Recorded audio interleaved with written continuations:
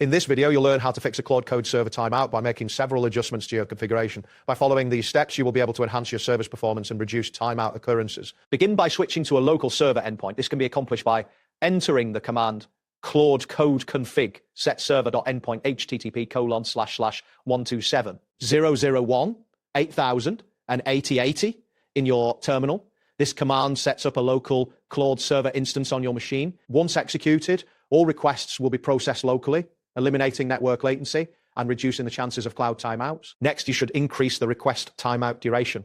The default setting may cause requests to abort too quickly. To extend the timeout input, Claude Code config set server.timeout_med6000. This adjustment sets the timeout to 60 seconds. Depending on the complexity of your project and the load of AI operations, you may need to adjust this value further. Another important step is to enable automatic retries on timeout.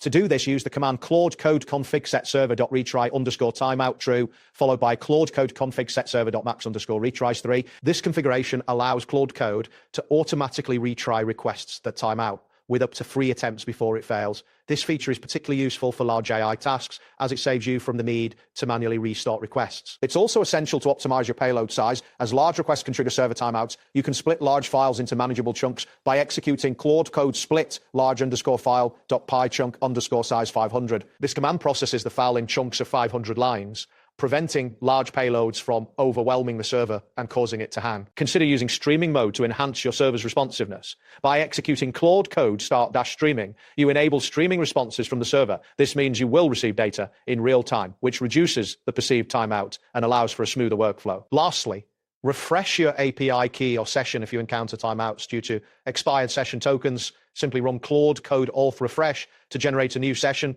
This action helps avoid issues where the server might refuse requests due to authentication failures. That wraps up today's guide. Thanks for watching, and catch you in the next tutorial.